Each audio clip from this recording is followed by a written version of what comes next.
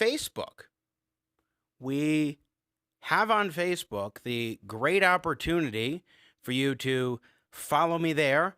Jimmy Sengenberger Pro on Facebook for Jimmy Sengenberger Media Personality. Once again, here on Jimmy at the Crossroads, we're providing you with engaging, intelligent talk, saying style in partnership with the Washington Examiner, which you can follow at washingtonexaminer.com, as well as on Twitter, Facebook, and YouTube. Be sure to like, subscribe, all those good things there as well.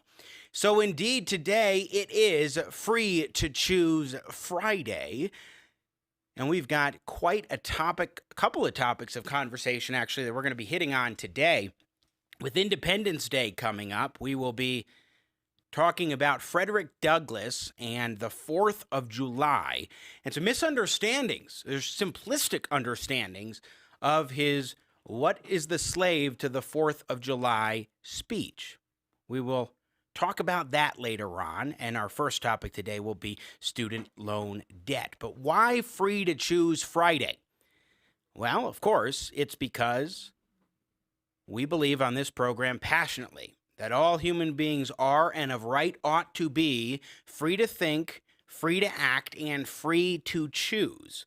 Plus, our patron economist here on Free to Choose Fridays is Milton Friedman, and he wrote and published the seminal book, Free to Choose, and also back in 1980 or so had a television series called Free to Choose.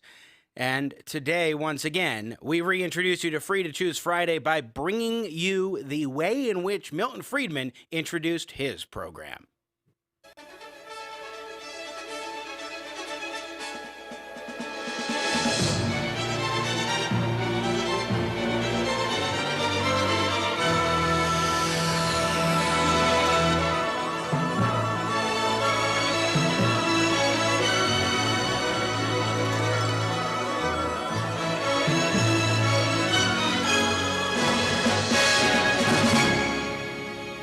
In just a little bit here on the program, we will be joined by Dr. Richard Vedder, PhD economist and distinguished emeritus economics professor at Ohio University, the initial director of the Center on College Affordability and Productivity. We will talk with him about the skyrocketing cost of student tuition for going to college and student debt that's tied into that, which is where I want to begin today, to tee up the conversation on student loan debt.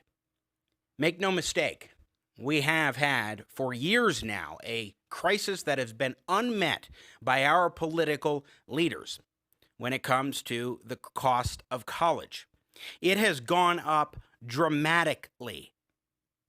The average graduate from college now leaves school with $40,000 in student debt. $40,000. And that shouldn't be surprising when you look at the trend. In fact, student loan debt back in 2005 totaled only $345 billion. Today, the total is more than $16 trillion. That is a staggering 464% jump in about 15 years. Of course, the negative consequences of this are pretty clear.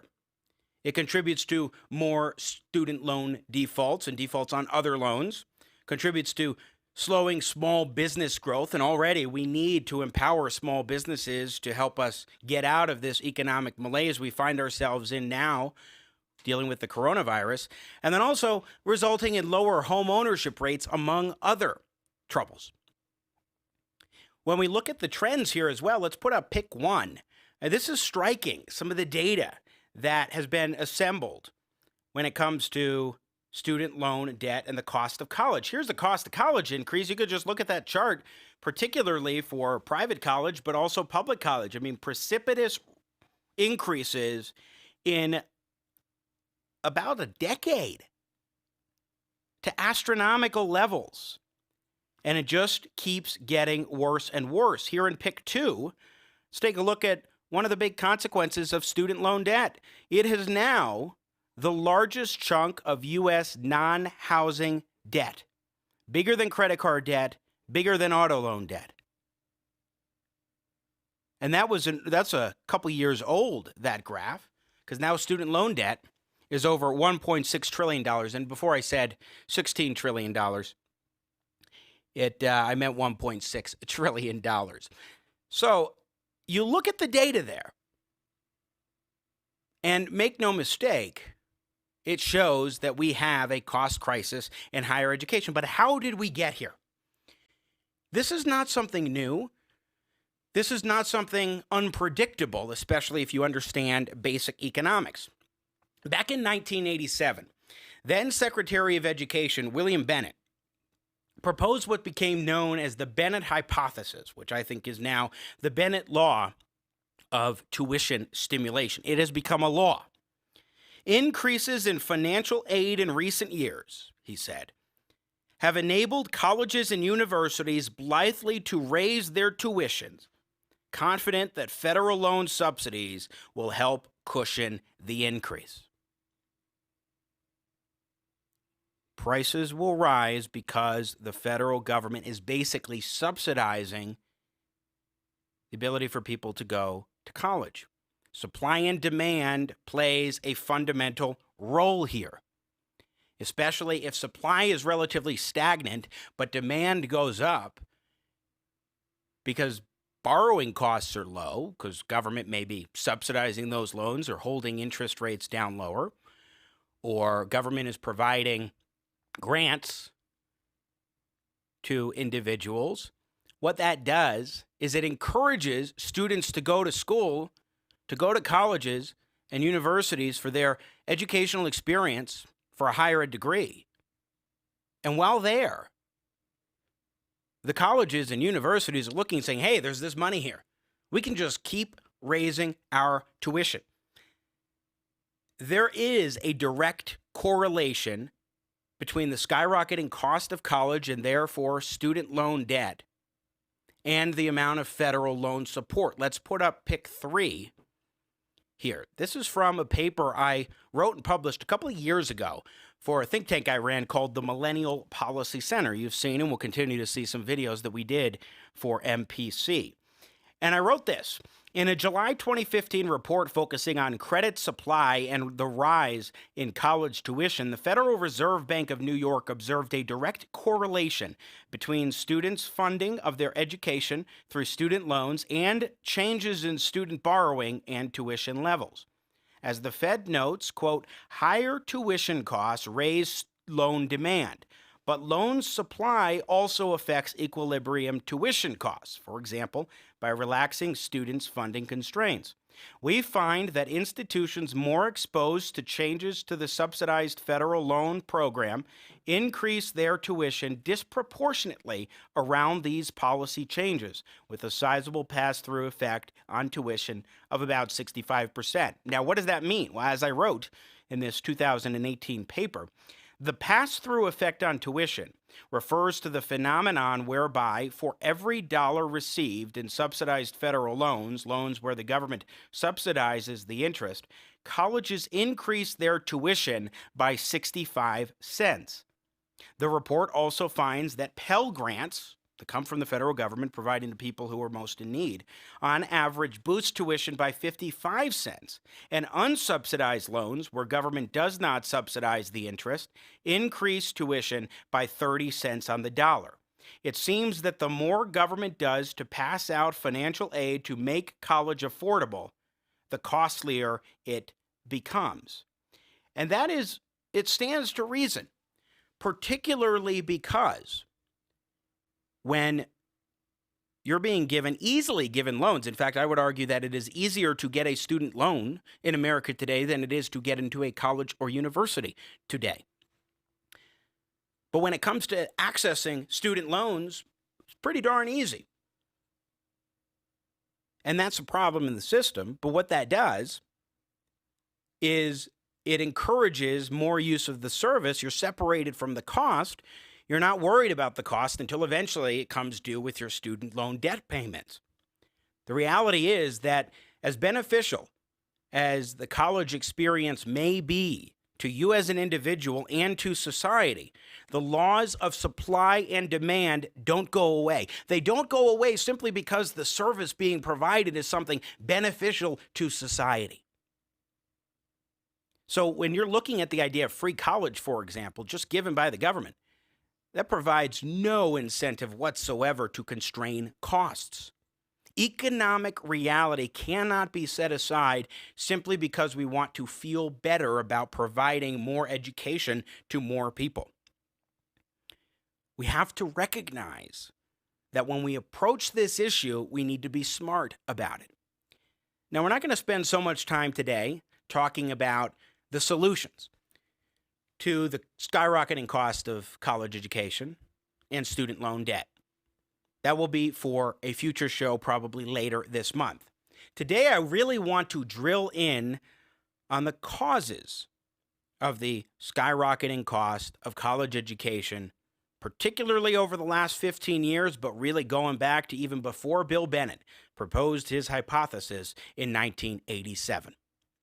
In a few moments, we will be joined by Professor Richard Vedder, PhD economist and distinguished emeritus professor of economics at Ohio University, to talk exactly about how we got here and also some of the implications. I mean, we're talking a lot across the country about Black Lives Matter and the strifes that minority groups often face in America today. Well, when it comes to getting a job, getting a college degree, those things are greater challenges for minorities, Black and brown communities across the country. Well, why is that? The answers may surprise you, but it goes directly to the way in which the federal government has structured our student loan system. We will talk with Dr. Vedder about this. But before we do, I want to play a quick clip relative to the student loan issue. 1980, his Free to Choose show, and cut two. This is the great late Milton Friedman. What happens when the educational market is distorted? Look at state colleges and universities. Their fees are generally very low, paying for only a small part of the cost of schooling. They attract serious students, just as interested in their education as the students at Dartmouth or other private schools. But they also attract a great many others. Students who come because fees are low, residential housing is good, food is good, and above all, there are lots of their peers. It's a pleasant interlude for them.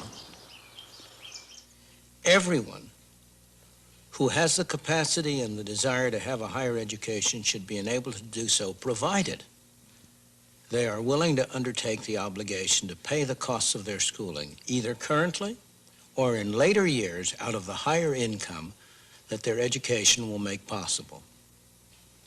We now have a governmental program of loans which is supposedly directed to this objective, but it's a loan program in name only. The interest rate charged is well below the market rate. Many of these loans are never paid back. We must have a system under which those who are not able or do not go to college are not forced to pay for those who do. Boy, Milton Friedman passed away in 2006. If only he could see what things were like when it comes to higher education because of the federal student loan system.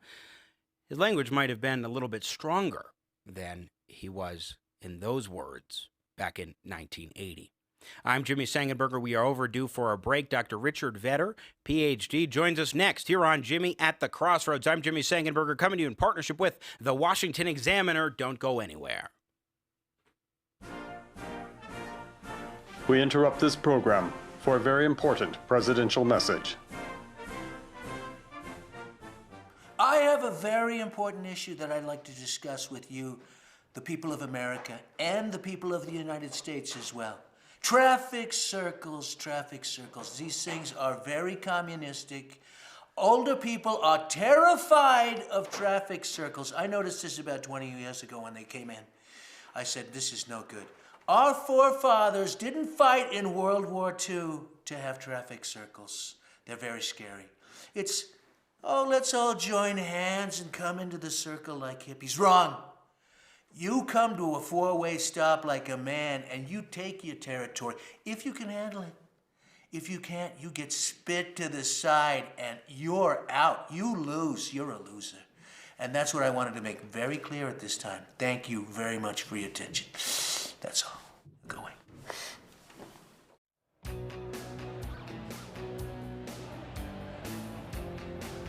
To Obamacare. Pardon me. Pardon me. Oh, hey, you must be Freddie May. Frederick, please. Yeah, whatever. Hey, listen, I'm Bill O'Goods with OSLAP. That's Obama's Student Loan Acceleration Program, and we just passed Obamacare, right?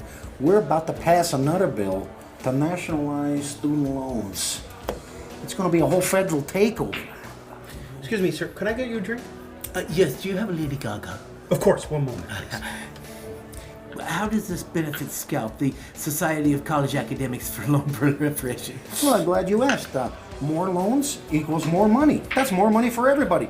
You could raise your tuition excrementally in perpetuity forever, and there's nothing they can do about it. You still got to go to school, right? You still got to get a loan. You ain't got no money. It's a win-win. Oh, and here's another thing. You can't discharge student debt by bankruptcy. You could have 3 student loans. You could go you can't declare bankruptcy on any of them. I don't care how much money you don't got. But what about the students? The who? This... Remember, my friend, here at OSLAP, we make money the old-fashioned way. We steal it from the students. This is for you. So what you're saying is, this is a gold mine. Indeed it is. A gold mine. A gold mine. Stop! Let me tell you what's really going on with student loan debt today. You see, in 2010, President Barack Obama nationalized the student loan system, tying it to Obamacare.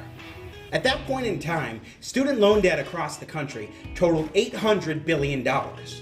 Now, about a decade later, that number has doubled to $1.6 trillion. This is particularly because the federal government keeps giving out the loans, which has allowed colleges and universities to blithely increase their tuition without any concern. And the federal government just keeps giving out the loans because guess what? If your borrower is deeply indebted with student loan debt, you cannot discharge that debt in bankruptcy. You're stuck with it for life. That needs to change, particularly because there's no risk to the lender. That means the federal government can keep giving out loans, and also there's no risk to the colleges and universities. So they'll just keep raising tuition regardless. There really does need to be a congressional action done to address this student loan crisis in America. And at the Millennial Policy Center, we have some great extensive research on how to do this, including some bills working their way through Congress. So log on to millennialpolicycenter.org today to learn more. Right on. Well, it's going to be a pretty good decade. Freddie, let's have another. Oh, let me just...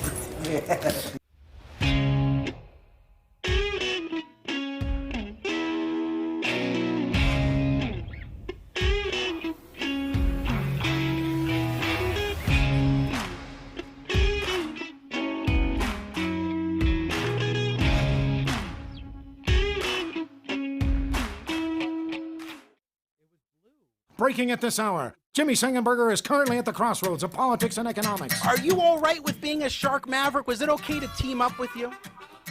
I'm good, man. We're a part. It's a partnership. We're like this, Jimmy. I got you. I got Jimmy at the crossroads, making sense out of nonsense.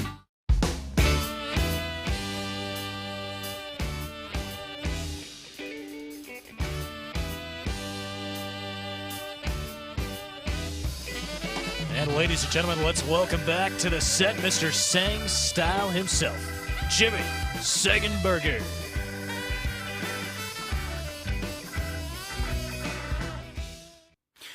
Welcome back indeed to Jimmy at the Crossroads. I am Jimmy Sengenberger, coming to you in partnership with the Washington Examiner on a free-to-choose Friday edition of the program. Pleasure and a privilege to be with you as always. By the way, please do subscribe to the YouTube channel if you have not done so already, youtube.com/Jimmy at the Crossroads, and also log on to jimmyatthecrossroads.com, where you can watch all of our content, read articles. You can also buy some great fun products at the Jimmy at the Crossroads shop up in the top menu. You can also go ahead and join the Crossroads Club membership program right there. In addition, please do follow our friends at the Washington Examiner, WashingtonExaminer.com, and on social media. Great to be with you on a day where we are focusing on the skyrocketing cost of college, especially over the last 15 years, but really going back decades. It's something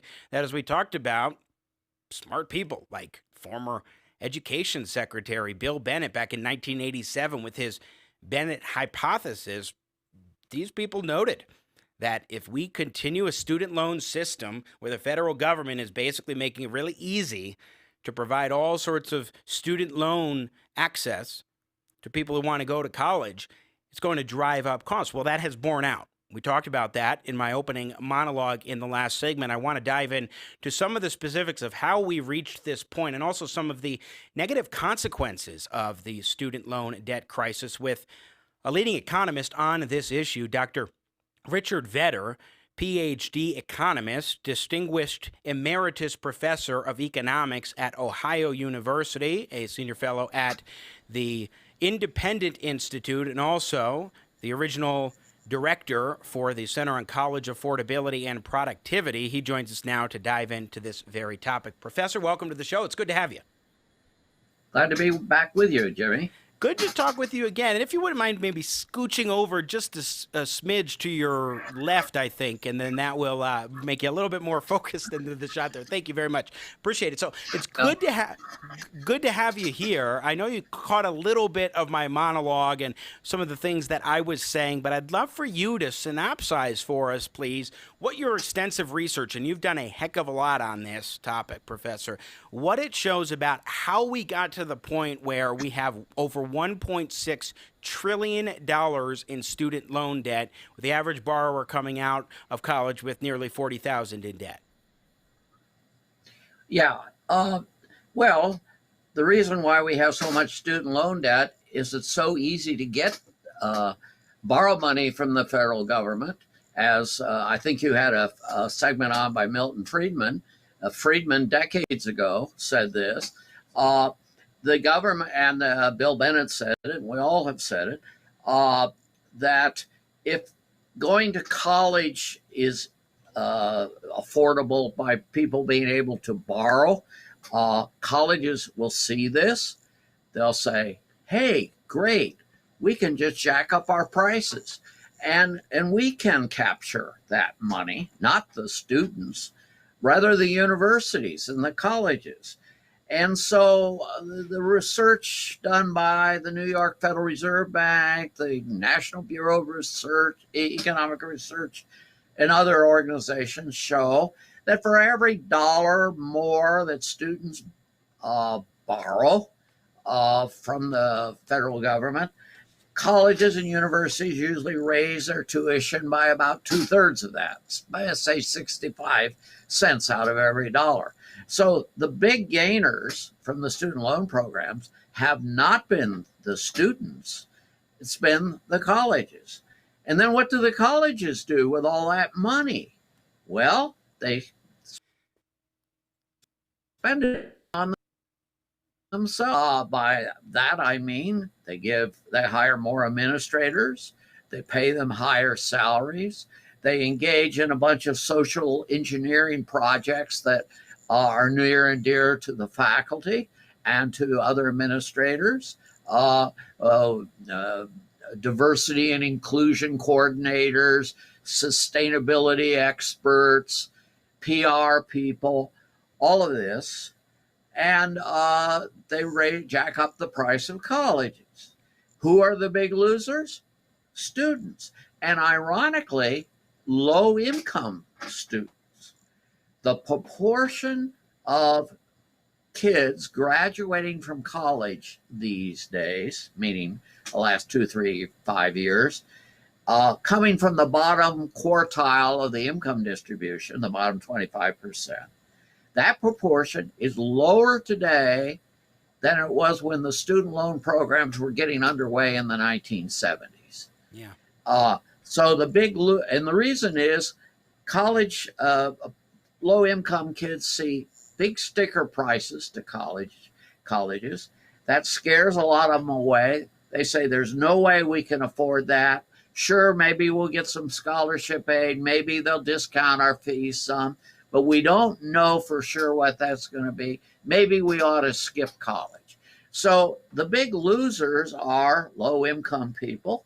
And by the way, minority groups who tend to be below average in income also suffer.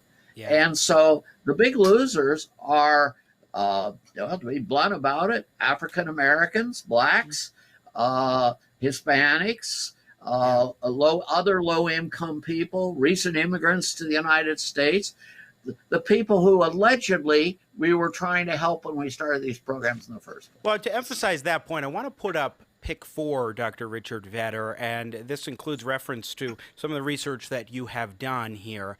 And in this picture, we're going to get it up here in just one moment. What we see is some of the data demonstrating this point. So first of all, Brookings Institution came out with a study back in early 2018 saying that it's at crisis levels, according to this study about higher education student loan debt.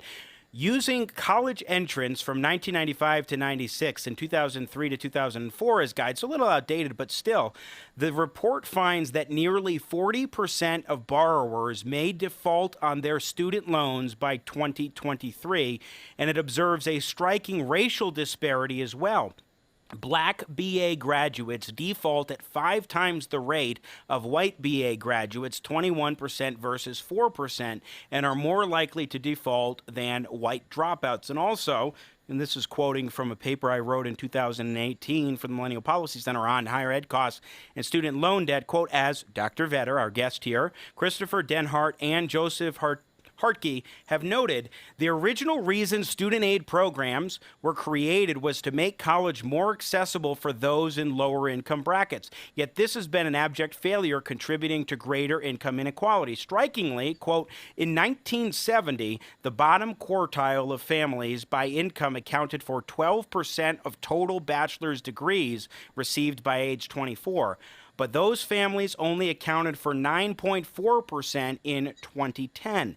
This is in large part because federal student aid programs have pushed up the cost of college to the point where many low-income students can no longer afford to attend. They are, in effect, priced out of the system. And not only that, I want to add this in. In addition, higher ed institutions have adjusted their need-based aid downward in favor of merit-based scholarships, given the existence of governmental programs like Pell Grants. Finally, lower-income students have a higher dropout rate than those families who are more affluent. This means that those students who do drop out have fewer economic opportunities before them, often while shouldering a relatively high debt burden, exacerbating income inequality. Professor Richard Vedder, how does the student loan system, as we're discussing, the way it is set up at the federal level, how does that system lead to the kinds of results that we're talking about here, particularly when it comes to minority communities and, broadly speaking, those in lower income groups? Well, this is, of course, an extremely timely topic. We're spending a lot of time these days talking about the treatment of minority groups in the American population. I would argue that the American government has done less than zero. They've been on balance harmful to minority groups in the United States. And this goes beyond higher ed issues. Of course, there are other things, the welfare system and other dimensions that go beyond the line of questioning we're going into today. But we have enticed a lot of people to go to college because they have heard nothing but you got to go to college. You can't be a success in life unless you go to college. So we push a lot of people to do that, and they do. And we get many of those going to college are coming from schools where they have poor preparation. Some of them are encouraged to go in spite of the fact that the probability of their succeeding is very, very low. But hey, if they flunk out of college, the colleges don't lose anything. They get their tuition money.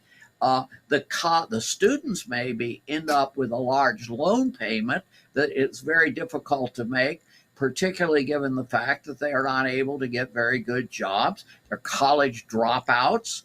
They're stigmatized because, well, they couldn't quite succeed in life. They dropped out of college. So this is psychologically debilitating for them as well. And so I think we have consigned a class of people into a rather miserable existence. And it didn't have to happen. Indeed, there are other ways we can finance higher education that would help people of limited incomes other than the one we're doing. And we should be focusing our attentions on getting rid of the current system, I think.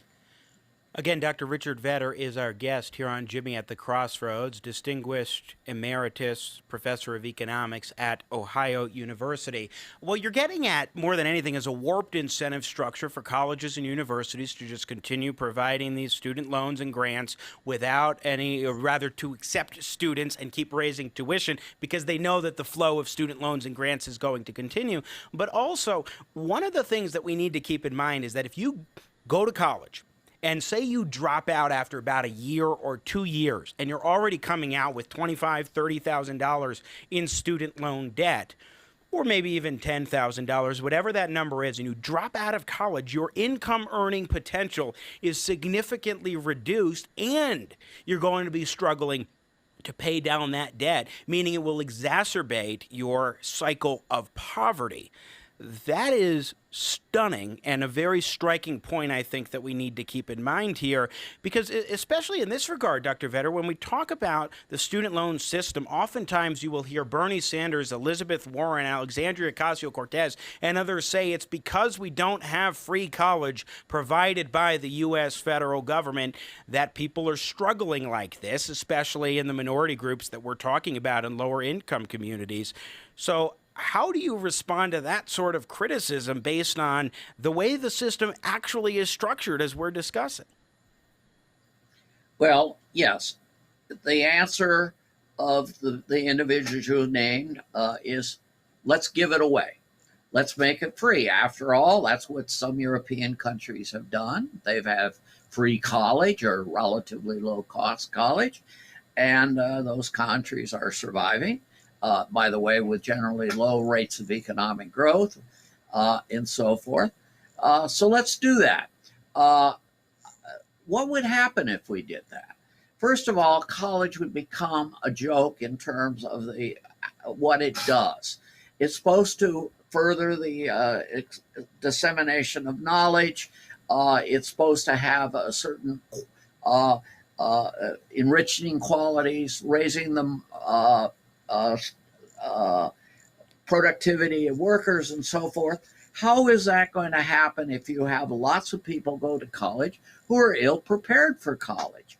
As it is now, 40% of the people who enter college full time do not graduate in 6 years, not 4 years, not 5 years, but 6 years, 40%. So we have already a big problem. If we now said, well, you don't have to pay anything to go, that problem is going to grow. And there are zero negative consequences to doing poorly while in college. We already have a problem that the average college student spends less than 30 hours a week on their academic studies, going to class, studying for exams, reading, writing papers, all the things college students should be doing. At one time, they spent 40, 45 hours a week doing this back in the 1960s, say. Now they spend 26, 27 hours a week. So they're partly because of grade inflation, which brings up another topic we won't get into today. But so we have a lot of people who are going to college and are underworked as it is. If we let other people in to college and just say, go, come and spend several years with us. We don't care how you perform. If you get a below average grades, well, you can still keep going to college. There's no, we're not going to provide incentives for you to do well. Indeed, we are going to almost discourage that.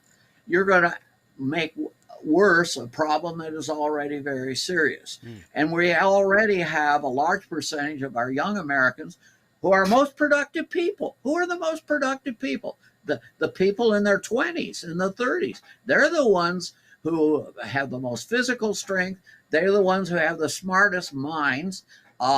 They're the ones that are the future, and we're underutilizing those resources. So what's so interesting to me is I think back, so I graduated from Regis University in Denver, Colorado in 2011. And I got out in 3 years, by the way. I worked hard to make that possible, to save a good chunk of change for a Jesuit private Catholic university, small liberal arts school, about 1,500 students. It was a great experience for me. Got my start in media, doing radio there and so forth. But I remember probably 2010, I was in an economics class, and economics was my minor at Regis University. And I remember we were given this task of writing an economist as a naturalist essay, where we didn't do our, research and find data, but instead we made an argument as to why we think a phenomenon is happening using economic principles. And I talked about student loan debt and the idea that the student loan system, as it's structured with the government giving out all these loans and grants and thereby encouraging the institutions of higher education to continue raising prices, I argued that point and that it was a significant thing we needed to address. And I don't remember exactly what the professor was saying, but she said I was wrong because of something called social demand. In other words, that there's a need for society to have highly educated people. Therefore, we should just keep throwing money at it, keep doing this kind of thing of the government providing support, which I don't recall her directly refuting the argument as to why prices were going higher and higher for students trying to go to school when it comes to tuition because of the student loan system. But that's a big point that they raise is, look, we just have to provide more government support because society needs it. It is beneficial to society. But as I pointed out in my monologue, Dr. Vedder, basic market principles like supply and demand do not go by the wayside simply because you deem a particular service beneficial. Yeah, now I would add one added point here that I think is interesting. The people on the left, like the ones you mentioned earlier, Senator Sanders or Warren and so forth, often will point out, well, college graduates on average make a third more or 50% more, or often 100% more than high school graduates. And if we just have everyone go to college, we'll increase everyone's income more, and it'll increase economic growth. But this ignores the fact that colleges are really a screening device. They screen out the people who are productive, who are disciplined, who are hardworking, who are like you, Jimmy, and graduated in college in 3 years because you worked hard at it. It screens out those kind of people from the people who are using college as a place, a gap 5 years or 6 years between high school and life. Those people that are just during the college years. Now, if you say, oh, college is free now, you don't have to pay anything for it. What are we going to get? We're going to get more of that. We're going to get more people who go to college and linger and stay around and say, hey, the federal government is taking care of me. I'm going to stay in college as long as I can. 5 years, 6 years, 7 years. And therefore, we're going to have a very costly system, very unproductive system, and we're going to bring up a lot of younger people who are not prepared for the lessons of life and for success in life. Something else I want to bring in, going back to the conversation about the disparate racial impact of the current student loan system. There was a piece, and unfortunately I don't have imagery to put up on the screen, but there was a piece in the Wall Street Journal last week on that very topic. And in the piece entitled "The Disparate Racial Impact of Requiring a College Degree," which focuses on employers who are saying we must hire workers who have college degrees, they write, quote, "Research from Harvard Business School shows that degree inflation in job postings is pervasive. Example, 67% of postings for new production supervisors in 2015 included college degree requirements, though only 16% of existing production supervisors had bachelor's degrees. Degree inflation is a barrier to entry for would-be employees of any race. Among workers over 25, only 40% of non-Hispanic whites and 26% of blacks have a bachelor's degree or higher. Given the racial gap in college attainment, however, degree inflation has a disparate impact on black Americans. The impact is amplified today by the effects of COVID-19 on public health, the job market, and access to college. Fundamentally, what is so contradictory to me is Bernie Sanders and Elizabeth Warren and others who have their views in terms of the current system and the kinds of reforms that they would like to see. The way in which they go about it, that would make the system even worse, as we're talking about, but at the same time, they say we need to support Black Lives Matter. But I would contend that genuine advocates of Black Lives Matter and the movement should be arguing for fundamental reforms on a basic level to get rid of this skyrocketing cost crisis that we are facing in higher ed that is a result of how the government has been through. Okay, fine, good intentions, well enough. We know the road to hell is paved with good intentions, but nevertheless, as a consequence, we have seen dramatically negative impacts. Absolutely. The cost of college today is double, triple, whatever, what it was a generation ago. Exactly how much the increase is depends on how you measure it, but it's very, very substantial. And if, in fact, we were getting a lot of extra value out of that extra payment, I would say it's an investment in the future. So college costs more, but there's a lot of benefits from college. I don't think that's happening these days. By the way, I have been teaching since, Jimmy, no offense, but I started teaching when you were about minus 25 or minus 30. I've been around for a long time.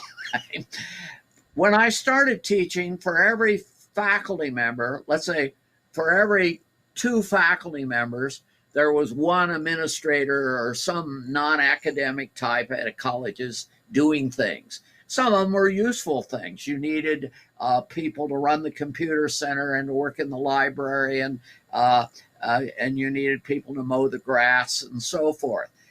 We had that, 2 faculty every administrator. This is true not only at my university, but this would be true nationally. Now, for every faculty member, there are more than 1 administrator. There are about 1.5 administrators. We have, in other words, the basic things colleges do are teaching and research. And the people who do the teaching and research are now a minority group, even within the colleges, because as all this extra tuition money came in, the colleges took it and they hired more and more administrators.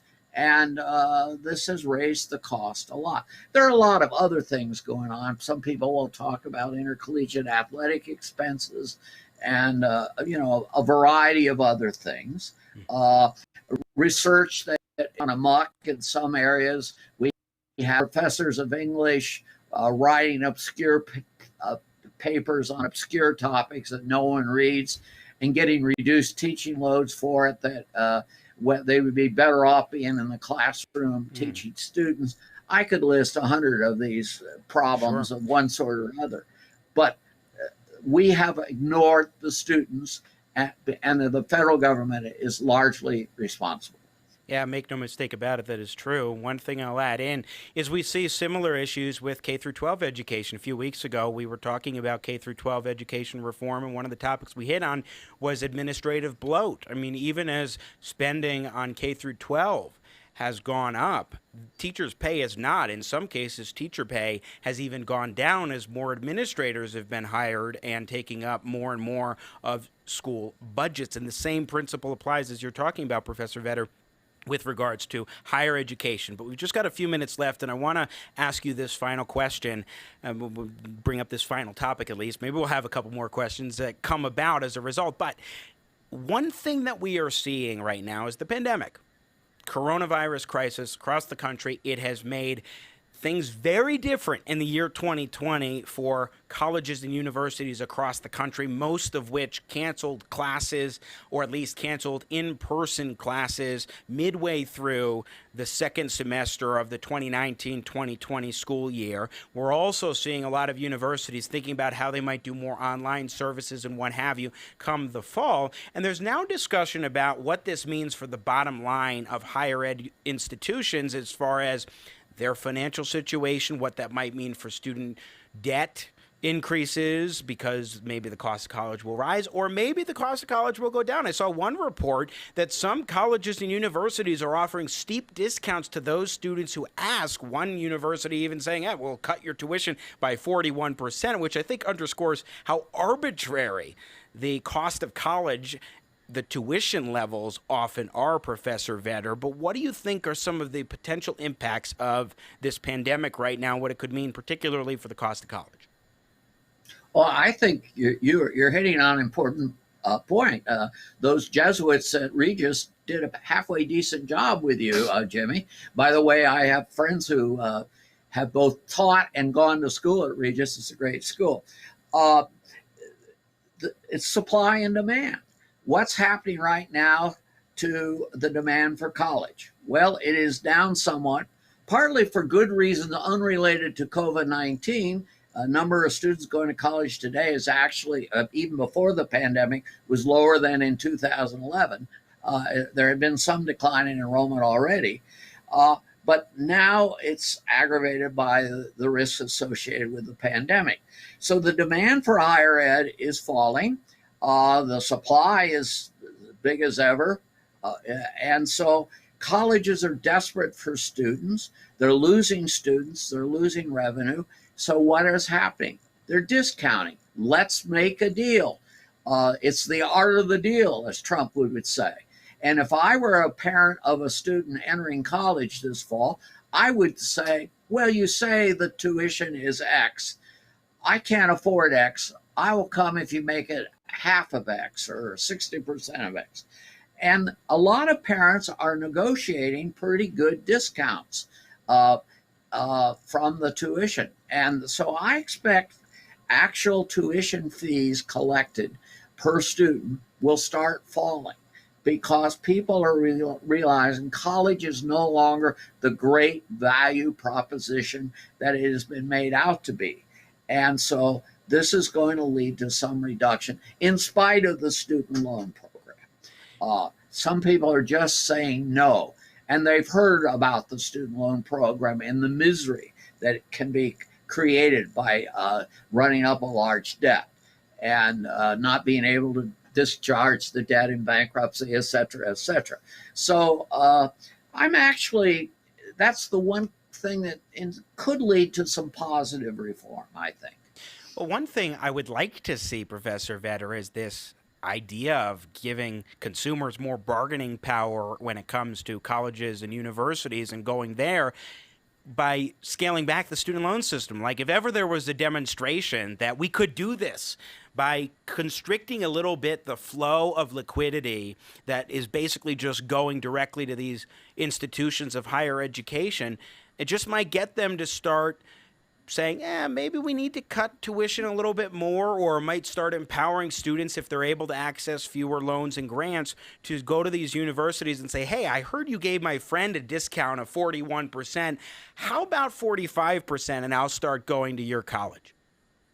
That's right. And I think we're starting to see a little more of that, which is It's great, and we should do more. And we should can the whole program of student loans and go to income share agreements and other things. We probably don't have time to get into that, but there are other ways we could finance education for people who genuinely need money, and we could do it in a way that puts the burden not on the student, but on investors, private investors, and use market forces to determine the terms of these agreements.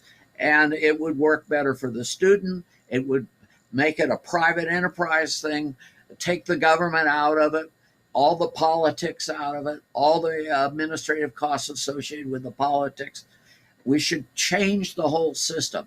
And maybe this could lead to some moves in that direction. Let's hope so. My mind is churning more and more as we're talking about the possibilities here. We shall see what happens in that regard. But I would add this one point, which is that when we look at the federal government's role expanding, especially when it nationalized the student loan system under Barack Obama, that really brought us to a point where, I mean, look, in 2004, 2005, it was about $350 billion in student loan debt across the country. Now it's $1.6 trillion. I'm not very good with math, but I know that that is a significant increase in just a span of 15 years. The ever-increasing role of the federal government in higher education costs, subsidies, and so forth has just made this situation worse and worse, hurting Americans of all swaths, but especially people who are in lower income groups and black and brown Americans across the country. And we need to address this, Professor Vedder. I completely agree. 100%. And I appreciate you joining us for a conversation to dive in. We will be looking at solutions later on this month, but I appreciate you helping us to get a better understanding of what's going on here, especially having done a tremendous amount of research as the original director for the Center for College Affordability and Productivity, and also, of course, as distinguished economics professor at Emeritus Professor of Economics at Ohio University. So thanks so much for joining us today, sir. Appreciate it. I'm glad to be with you. Next time I'll wear a coat and tie for you, Jimmy, but it's sort of a half holiday today, so I decided not to. So, no worries thanks. On the tie. You can see I'm not wearing a tie, but you're welcome to Yeah, wear a coat and a tie. I noticed. like that. In the era of COVID, we've had people wear T-shirts before. It really can go any way right now. Yeah, great. Nice All right, being Professor. with you, Jimmy. Professor Richard Vedder joining us here on the show. Thank you, sir, for taking the time today. All right. Great conversation. The point must be underscored. It is the federal government that has screwed things up. It is the federal government that has made life far more difficult financially for people across the country. If you believe that Black Lives Matter, for example, and you look at the data and what this student loan system has done in terms of hurting the black community, you cannot help but draw the conclusion that the federal government has set up a deeply flawed and destructive system that must be fundamentally reformed. Like I said, later on, we will do a show focused on what to do about this higher ed cost crisis, but make no mistake, it must be addressed. But as we were talking about with Professor Vedder, it looks like there could be some cause for optimism. I certainly hope so. In a few moments, we're going to shift gears. I have some thoughts that I want to share on Frederick Douglass, the great American, the freed slave who really helped advance the cause of abolition back in the 1850s and 1860s. He had a speech called To What? To the Slave. What is the slave to the 4th of July? That's the title of the speech. We're going to talk a little bit about that topic when we return here on Jimmy at the Crossroads. I'm Jimmy Sengenberger, coming to you in partnership with the Washington Examiner. America's politics are crazy. The culture is in flux. That's why we work hard to help you keep up. More politics, more culture, and more access. We focus on the biggest stories of the day with some of the biggest names in politics and punditry. Go to our website, WashingtonExaminer.com. Subscribe to our YouTube channel. Be sure to follow us on Facebook, Twitter, and Instagram. Jimmy Sengenberger here, and I'm going to tell you something personal about myself. 8 years out of college, just about, I still have $16,000 in student loan debt, and I've had several forbearances along the way. But here's the thing. I don't think that you should have to forgive my student loan debt.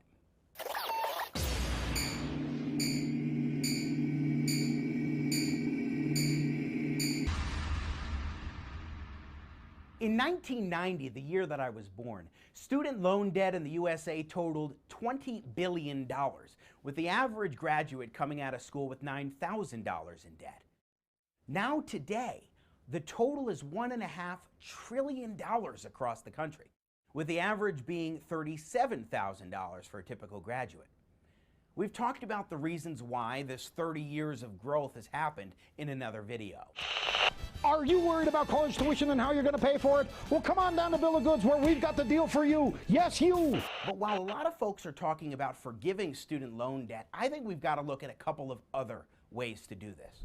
First, in the 1970s, Congress essentially eliminated the ability for folks to discharge their student loan debt in bankruptcy. Yes, that means if you're about to default, you cannot discharge your student loan debt in bankruptcy because of something Congress did. Now, this got rid of all sorts of risks to the lender so they could keep churning out loans, but it also put people who were so deeply indebted in a position that they just couldn't get out of. We need to restore protection for student loan borrowers if you need to discharge in bankruptcy. But for average everyday borrowers, we want to make it easier to pay back the debt more quickly. For example, Senator Cory Gardner, Republican of Colorado, recently introduced the Student Loan Repayment Acceleration Act, a piece of legislation that would provide a quicker way to pay back your debt tax-free.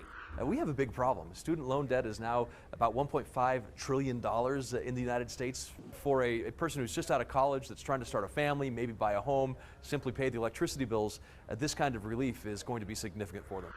One of the things that this legislation would do is enable employers and employees to contribute up to $10,000 a year together to pay back student loan debt.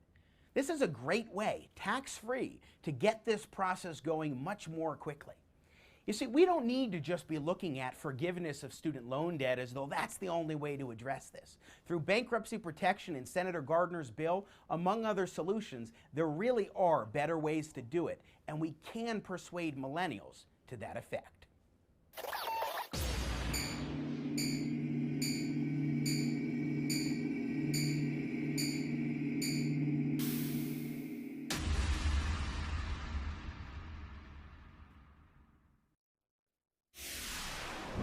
And now, the further future adventures of Starship Winkler. The captain finds himself up against a worthy adversary, a meteor maid. Oh, come on. I was only in there 2 parsecs. You can't double park here. You're in a twilight zone. I didn't see the signpost up ahead. Plus, your plates are expired. Hold on. I've got an idea. This is not the double-parked starship you are looking for. This is not the... Oh, come on, really? You're gonna try and pull mind tricks? What do I look like, a Gungan? Misa thought it would work. Here you go, Captain Schnook. Ah, womp rats. A summons? See you in court. You mean I gotta come back all the way across the galaxy? Oh, look. This is right in the middle of Ponfar. And if I miss it, it's another 7 years. Tough tribbles. Well, was the captain really parked in a twilight zone? Will there be a twist ending? Tune in next time when we hear... Look, maybe we can, work something out. What do you have in mind? A couple passes to the Space of Palooza Festival. Free parking. I will see you in court. You will pay in full. Sign here, please. You will see me in court. I will pay in full. I have signed here. Thank you. Have a nice day. What the... How does she do that? On Starship Winkler.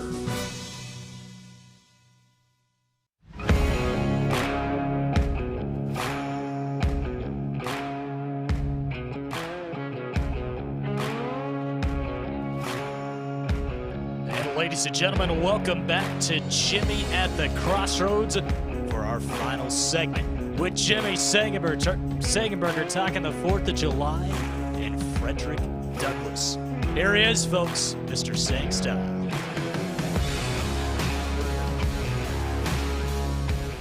Yes, indeed. Welcome back to Jimmy at the Crossroads. I am Jimmy Sengenberger. Great to be with you today on this Free to Choose Friday. What a great conversation we just had with Professor Richard Vedder about higher education costs. The reality is, the federal government has screwed it up. Giving out too many loans, having a system that is totally warped when it comes to the incentive structure, and more must be addressed. If you missed that, please be sure to go back and check out that conversation as well as my earlier monologue. And of course, if you have not subscribed to the YouTube channel, please do. Jimmy at the Crossroads on YouTube, youtube.com/Jimmy at the Crossroads. You can also tweet at me 24/7, 365. What do you think of the show? What do you think of the topics that we're talking about at Sang Center on Twitter? You see it right there on the screen, Sang with an E, not an A, Center on Twitter. Also Facebook, facebook.com/Jimmy Sengenberger Pro will take you to the Jimmy Sengenberger Media Personality page. And finally, jimmyatthecrossroads.com is the website to go to watch all the videos, to read columns and articles that I publish. Also, of course, to shop our incredible fun. There's great products on the shop, engraved harmonicas, the mugs, t-shirts, so much more. Be sure to check that out. In addition, members.jimmyatthecrossroads.com is the place to go in order to check out our membership program, the Crossroads Club. And be sure to follow our friends and partners at the Washington Examiner on YouTube, Facebook, Twitter, and at WashingtonExaminer.com. Once again, you're watching Jimmy at the Crossroads, coming to you in partnership with the Washington Examiner. Around this time, in the last couple of years, someone has been coming up in our conversation. Frederick Douglass, the noted freed slave, whose freedom, I believe, was purchased by some British chaps who wanted to ensure that he wouldn't be forced back into slavery after he had run away and become semi-liberated, certainly because he hadn't been, found himself in a difficult situation of being held in captivity. And he went overseas to the United Kingdom and to Ireland, and so the British Empire. And for a couple of years, he went on a speaking tour. And it's remarkable when you study up the history, and he wrote his own autobiography, Narrative of the Life of an American Slave, Narrative of the Life of Frederick Douglass, an American Slave, written by himself. A self-taught man, able to read and write because of his own education, self-education, and his right. I mean, remarkable. Just one of the most remarkable Americans ever, to be sure. And so oftentimes at the 4th of July, this Independence Day time period, people talk about Frederick Douglass, in particular, a speech that he gave back in 1852 called "What to the Slave is the 4th of July." And this came up in a CNN clip, a CNN interview with contributor Angela Rye a few days ago with Chris Cuomo. And take a listen to what Angela Rye is saying and how she brings up this particular speech. She clearly does not understand that Black lives have not mattered to this country since its foundation. She clearly does not understand that the framers in the organizing documents did not even deem Black people as 5/5 fully human. She clearly does not understand the number of people who were lynched in this country, even during the Reconstruction era. I would invite Kaylee and Donald Trump to visit an Equal Justice Initiative museum stood up, the Legacy Museum by Brian Stevenson, to just learn history. And Chris, what I'm trying to do is just ground myself in the truth about a history that I was blessed to learn from my parents.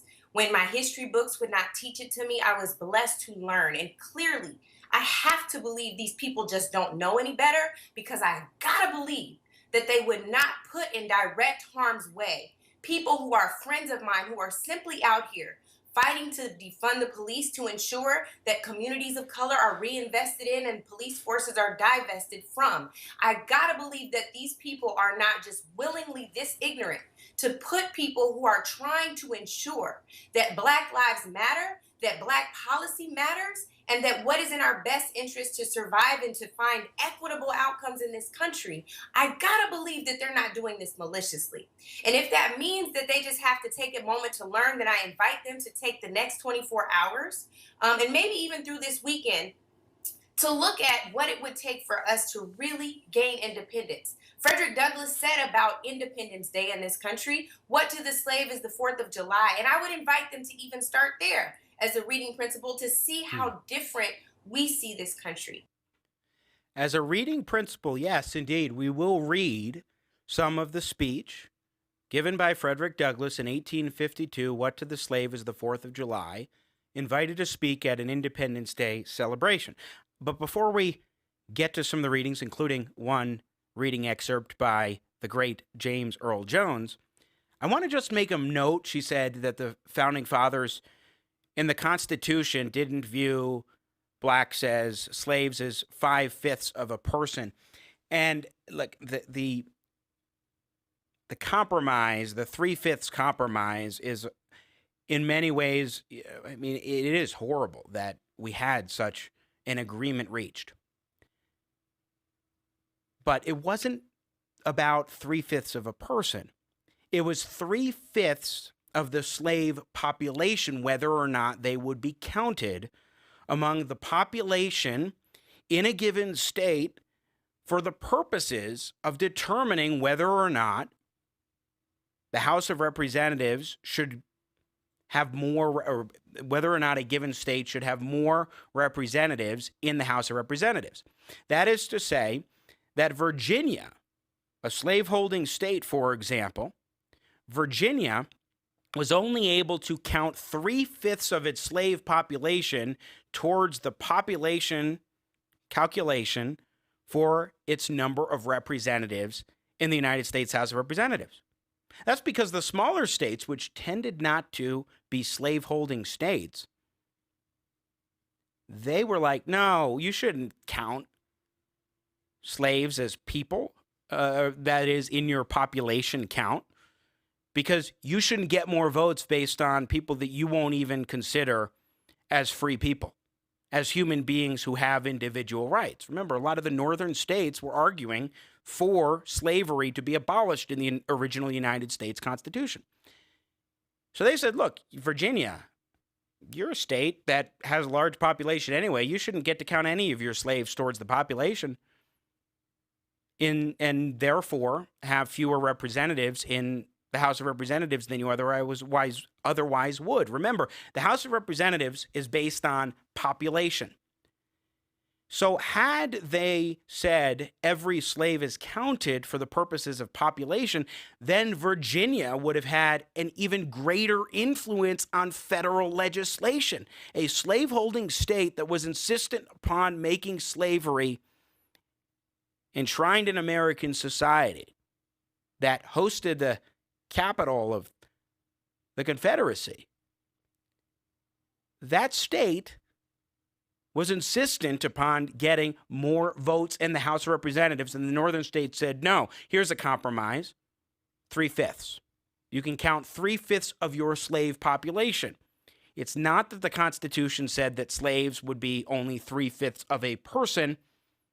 It put a restriction on what the number of people in the state could be considered for the population count, thereby meaning that slaveholding states didn't have as much power in the House of Representatives as they otherwise would have. And also, it was a compromise needed in order to hold the Union together. The new country, the United States, would have fractured apart if not for some of these horrific, but at that time necessary compromises. And then eventually we fought a civil war to finally end the evil institution of slavery. And one of the things, going to Frederick Douglass's speech, What to the Slave is the 4th of July, one of the things that he just did so compellingly was underscore the abject evil and horror of slavery.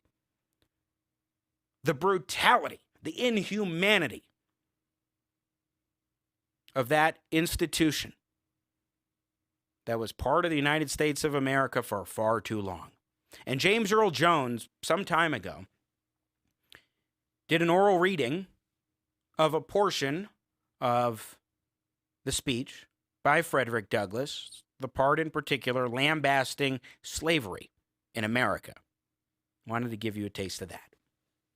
What to the American slave is your 4th of July? I answer, a day that reveals to him more than all other days of the year the gross injustice and cruelty to which he is a constant victim. To him, your celebration is a sham. Your boasted liberty, an unholy license. Your national greatness, swelling vanity. Your sounds of rejoicing are empty and heartless. Your denunciation of tyrants, brass-fronted impudence. Your shouts of liberty and equality, hollow mockery. Your prayers and hymns, your sermons and thanksgivings, with all your religious parade and solemnity, are to him mere bombast, fraud, deception, impiety, and hypocrisy, a thin veil to cover up crimes that would disgrace a nation of savages. There's not a nation of the earth guilty of practices more shocking and bloody than are the people of these United States at this very hour. At a time like this, scorching irony, not convincing argument, is needed. Oh, had I the ability and could reach the nation's ear, I would today pour forth a fiery stream of biting ridicule, blasting reproach, withering sarcasm, and stern rebuke. For it is not light that is needed, but fire. It is not the gentle shower, but thunder. We need the storm, the whirlwind, the earthquake. The feeling of the nation must be quickened. The conscience of the nation must be roused. The propriety of the nation must be startled. The hypocrisy of the nation must be exposed, and the crimes against God and man must be proclaimed and denounced. I don't think anybody could do an oral reading of Frederick Douglass more eloquently, more powerfully than James Earl Jones. But first of all, you listen to those words and the language, and you can't help but think this guy, this man, was a slave who taught himself to read and to comprehend and to write. And in violation at that point in the 1840s, 1830s, 1840s, when he was teaching himself to read and write, it was forbidden, it was illegal, it was not permitted. And he did it, and he did it himself. And I mean, the rhetoric, the use of language is just incredible, underscoring how remarkable of a man Frederick Douglass was. But oftentimes when people think of, as Angela Rye intimated, when people think of Frederick Douglass in his speech, what to the slave is the 4th of July, they think of the excoriating condemnation of slavery that Frederick Douglass put forward. And absolutely, that is critical. That is critical. And it was so well put, so timely, so important. There's a reason why Frederick Douglass was a leading abolitionist beyond simply the fact that he was a slave himself and then ultimately a freed slave. It was because of the kind of leader he was in this regard. Well, let's go to pick 5 here and read a little bit more from this speech, from what to the slave is the 4th of July in 1852, because he doesn't believe, you'll see, that the Founding Fathers created a document that was inherently racist. Same with the Declaration of Independence and the Constitution. He wrote, and I will do Not quite the justice of James Earl Jones, but I will try my level best. I have said that the Declaration of Independence is the ring bolt to the chain of your nation's destiny. So indeed, I regard it. The principles contained in that instrument are saving principles. Stand by those principles, be true to them on all occasions, in all places, against all foes, and at whatever cost. From the round top of your ship of state, dark and threatening clouds may be seen. Heavy billows, like mountains in the distance, disclose to the leeward huge forms of flinty rocks. That bolt drawn, that chain broken, and all is lost. Cling to this day, cling to it, and to its principles with the grasp of a storm-tossed mariner to a spar at midnight. Fellow citizens, I am not wanting in respect for the fathers of this republic. The signers of the Declaration of Independence were brave men. They were great men, too, great enough to give fame to a great age. It does not often happen to a nation to raise at one time such a number of truly great men. The point from which I am compelled to view them is not certainly the most favorable, and yet I cannot contemplate their great deeds with less than admiration. They were statesmen, patriots, and heroes, and for the good they did and the principles they contended for, I will unite with you to honor their memory. Touting the authors of the Declaration of Independence, many of whom were slaveholders, recognizing their contributions while at the same time condemning the institution of slavery in a way that only a slave could himself.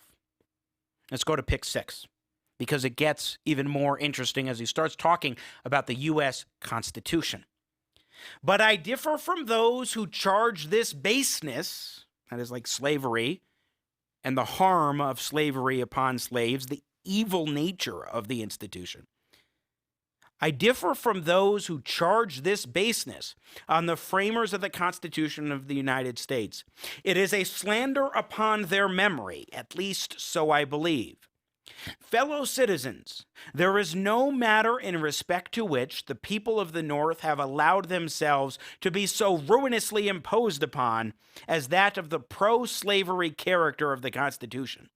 In that instrument, I hold there is neither warrant, license, nor sanction of the hateful thing, but interpreted as it ought to be interpreted. The Constitution is a glorious liberty document. Read its preamble. Consider its purposes. Is slavery among them? Is it at the gateway? Or is it in the temple? It is neither.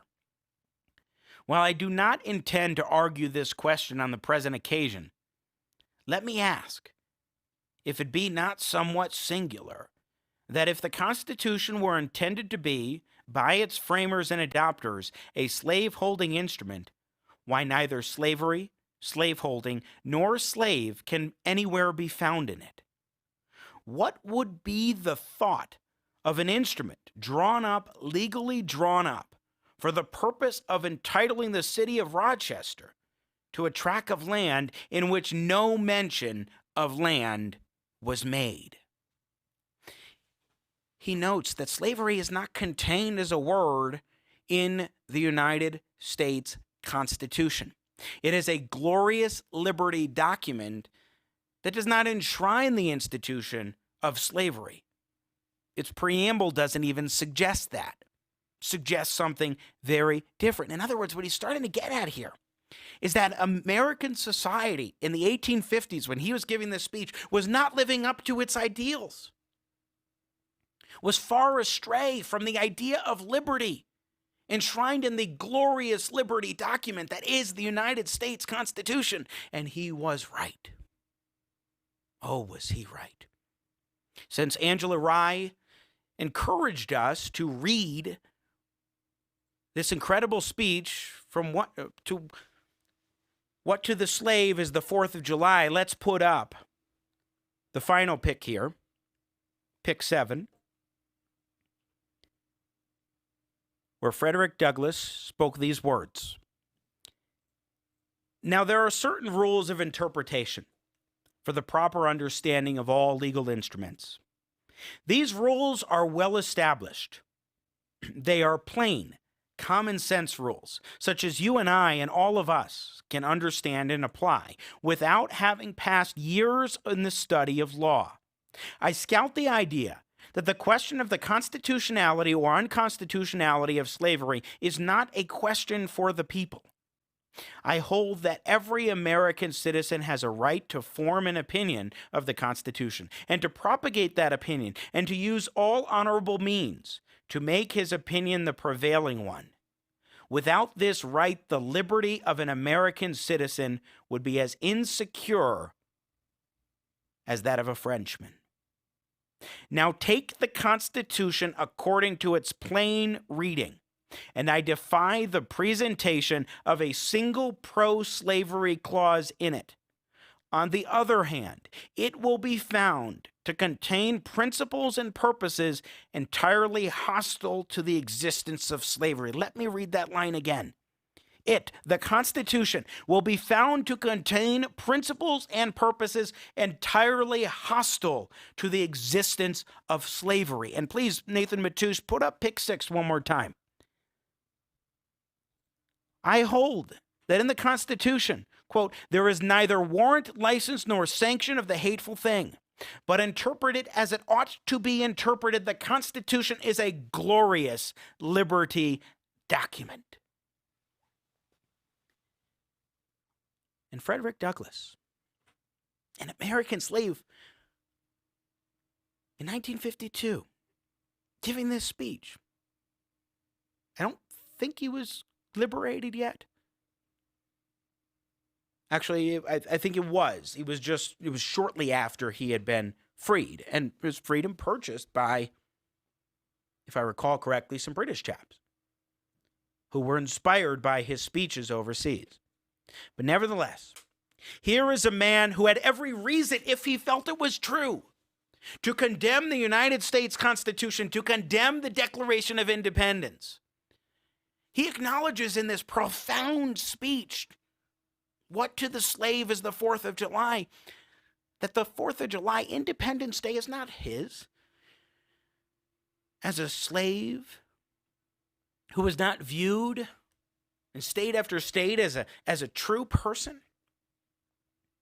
who was viewed as less than a human being.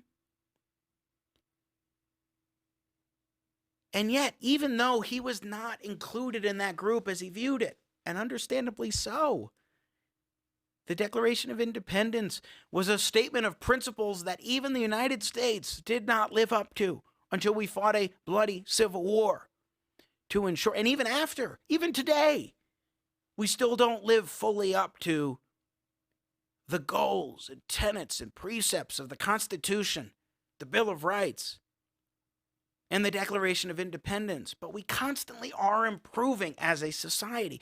But nevertheless, Frederick Douglass was saying, look, the 4th of July, it's not for me. It's not my holiday, but I will at the same time not condemn the founding fathers. I will not condemn the authors of the Declaration. I will not condemn their document, the Declaration of Independence. I will not condemn the U.S. Constitution. Instead, I will observe the very truths about the Declaration and the Constitution. That they are not racist documents, that they are not documents about slavery, that they are glorious liberty documents, the Constitution in particular, that are meant for everybody. But the United States of America was not living up to that ideal, was a far cry from it, with the evil of slavery that had been going on for far, far too long in this country. Even by 1852, and still 13 years away or so from the end of slavery. Remarkable to think about a man who, more than anybody alive today, could condemn, could say, hey, this is an evil document. enshrine slavery, antithetical to freedom. Instead, he acknowledges the truth about the Constitution, that it is indeed a glorious liberty document, and that the United States of America needs to strive to live up to its ideals, and at that time needed to eradicate slavery. It took us far too long to do so, but we did, ultimately. And so those who say, who reference what to the slave is the 4th of July and the condemnation, the powerful and appropriate and so just condemnation of slavery, to those who simply look there and don't look at the rest of the speech, you're missing something significant. You're missing the point. The very point that Frederick Douglass, an American slave, was making. So yes, Angela Rye, I read the speech once again last night. It's a long speech. It's an incredible speech. I don't know that Angela Rye has read it. I don't know that a great many Americans who are actually aware of the existence of the speech, What to the Slave is the 4th of July, have actually read the speech and understand what he was saying, the nuances there, but even just the plain meaning. And I think everybody needs to. We all need to get a better understanding of the nature of this country, the origins of this country, the principles of the United States of America, and our founding documents. And let us follow Frederick Douglass. Let us follow his lead. Let us follow his instruction. Let us follow his guidance. Let us let Frederick Douglass and his spirit living on today, well over 150 years after this speech was given, let us let it guide us. Let us let him be our guide, especially during this very difficult, tumultuous time when it comes to race relations in America today. We can all find a shared premise, a shared rallying cry around Frederick Douglass, an American slave, and an incredible man in so many ways. God bless him eternally. That is it for us today, but I've got a lot coming up. Later today, on 710 KNUS in Denver from 3 to 7 Mountain Time, that would be 5 to 9 Eastern, I will be filling in for the Stephen Tubbs Show Afternoon Drive. That's a 4-hour broadcast. Tomorrow morning, I'll be filling in for George Brockler on The George Show, also on 710 KNUS from 6 to 9 in the morning Mountain Time. That's 8 to 11 Eastern Time. You can listen online. And then 5 to 8 tomorrow night, the Jimmy Sengenberger Show, also at 710 KNUS. A heck of a lot of radio. Join me in celebrating America. Happy Independence Day. My thanks to Nathan Matoush, Dr. Richard Vedder, to you. Please subscribe if you have not done so already. Have a good weekend. We'll be back next week. And as always, and especially now, God bless America.